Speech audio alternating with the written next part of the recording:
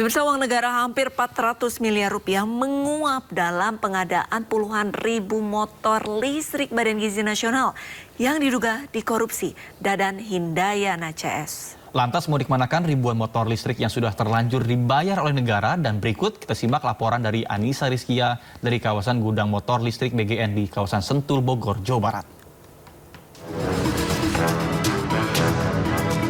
Ini merupakan gudang yang disegel oleh pihak Kejaksaan Agung berisi ribuan motor listrik pengadaan Badan Gizi Nasional. Ada sekitar 18.000 lebih motor listrik yang disegel oleh pihak Kejaksaan Agung, nantinya akan diapakan?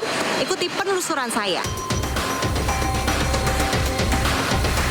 Kalau kita lihat ini memang masih tersegel, bahkan juga masing-masing motor ini juga masih terbungkus plastik. Itu artinya seluruhnya belum pernah dipakai atau belum didistribusikan sama sekali.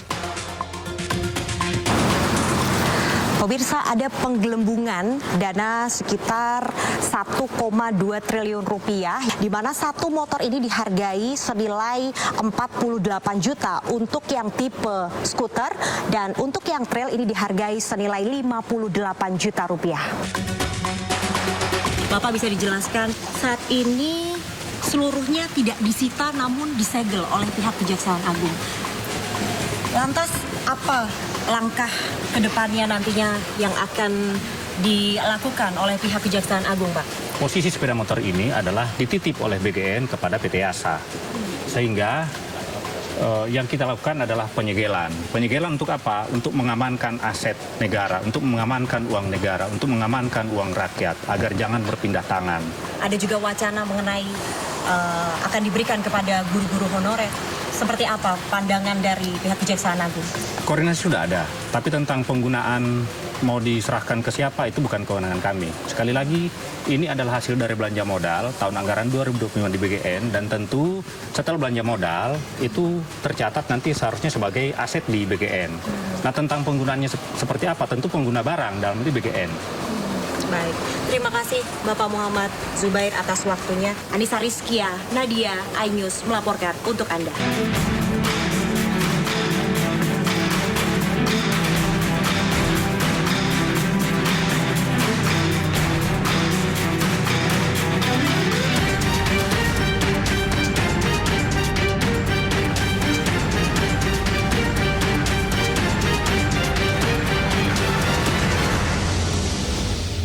Menteri SDM Bahlil Lahadalia memastikan rencana impor minyak dari Rusia terus berproses setelah sebelumnya disepakati dalam kerjasama antar pemerintah kedua negara. Ya, nantinya impor tersebut akan dilakukan oleh Lembaga Minyak dan Gas Bumi. Bahlil mengatakan proses teknis pengadaan saat ini masih berjalan, namun secara prinsip kontrak kerja sama telah disepakati.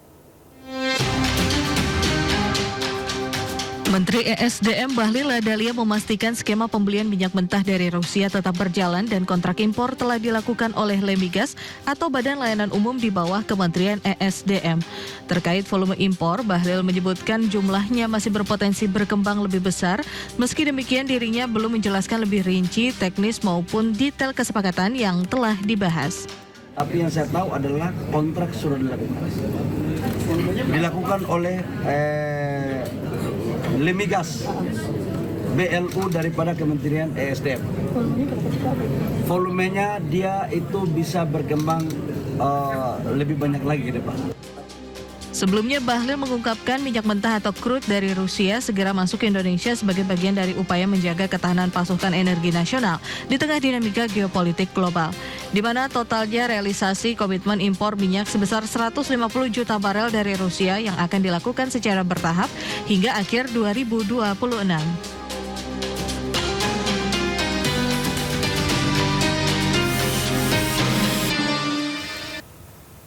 Menteri Keuangan Purbaya Yudi Sadewa melakukan sidak ke salah satu perusahaan baja asal Tiongkok. Ya, langkah tersebut dilakukan sebagai bagian dari upaya pemerintah memperkuat pengawasan patuhan, perpajakan sekaligus menjaga iklim perusahaan usaha yang sehat di sektor industri nasional.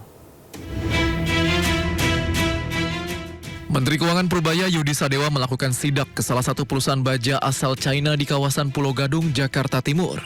Langkah tersebut dilakukan sebagai bagian dari upaya pemerintah memperkuat pengawasan kepatuhan perpajakan sekaligus menjaga iklim persaingan usaha yang sehat di sektor industri nasional. Purbaya memastikan sidak yang dilakukan merupakan terkait temuan indikasi awal adanya ketidaksesuaian antara skala aktivitas usaha perusahaan dengan kewajiban perpajakan yang dilaporkan. Berdasarkan data yang dimiliki pemerintah, terdapat dugaan nilai pajak yang dibayarkan belum sepenuhnya mencerminkan besarnya kegiatan bisnis perusahaan.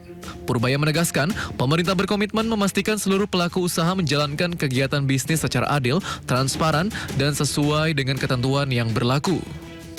Karena ada indikasi awal bahwa mereka melakukan praktek bisnis yang tidak fair dalam pengertian penjualannya cash basis dan lain-lain sehingga bayar pajaknya turun, impornya juga turun, PPN-nya juga turun, PPH juga turun. Jadi kita pastikan ke depan itu nggak terjadi.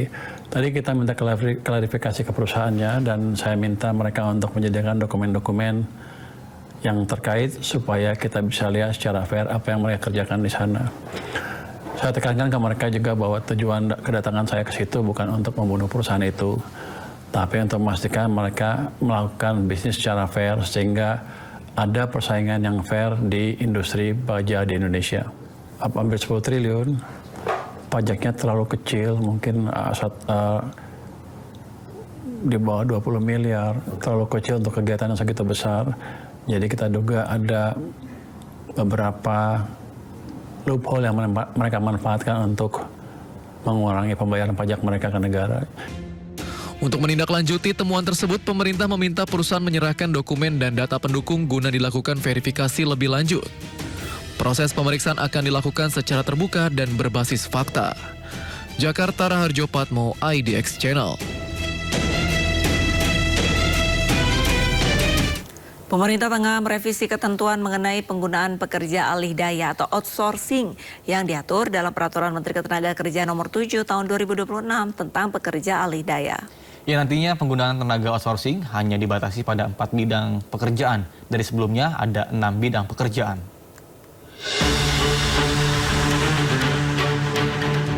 Pemerintah tengah merevisi ketentuan mengenai penggunaan pekerja alih daya atau outsourcing yang diatur dalam Peraturan Menteri Ketenagakerjaan Nomor 7 Tahun 2026 tentang pekerjaan alih daya. Revisi tersebut akan membatasi penggunaan tenaga outsourcing menjadi hanya 4 bidang pekerjaan. Langkah ini dilakukan setelah Kementerian Ketenagakerjaan menerima berbagai masukan dari serikat pekerja dan pengusaha, serta penasihat khusus Presiden bidang buruh dan ketenagakerjaan Said Iqbal. Dalam Permenaker Nomor 7 Tahun 2026 yang telah diteken Menteri Ketenagakerjaan Yassi Erli, sebelumnya terdapat 6 bidang pekerjaan yang dapat menggunakan tenaga outsourcing, yakni layanan kebersihan, penyediaan makanan dan minuman, pengamanan, penyediaan pengemudi dan angkutan pekerja, layanan penunjang operasional, serta pekerjaan penunjang di sektor pertambangan, perminyakan, gas, dan kelistrikan.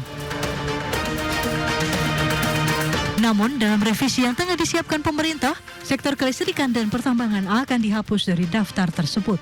Dengan demikian, bidang pekerjaan yang nantinya tetap diperbolehkan menggunakan tenaga outsourcing diperkirakan menjadi pengamanan, pengemudi, penyediaan makanan, dan layanan kebersihan. Revisi Permenaker Nomor 7 Tahun 2026 ini dihimpun melalui pembahasan di rapat lembaga kerjasama tripartit nasional yang melibatkan pemerintah, serikat pekerja, dan pengusaha. Revisi ini diharapkan dapat memberikan kepastian hukum sekaligus menciptakan keseimbangan antara pelindungan pekerja dan kebutuhan dunia usaha dalam menerapkan sistem alih daya.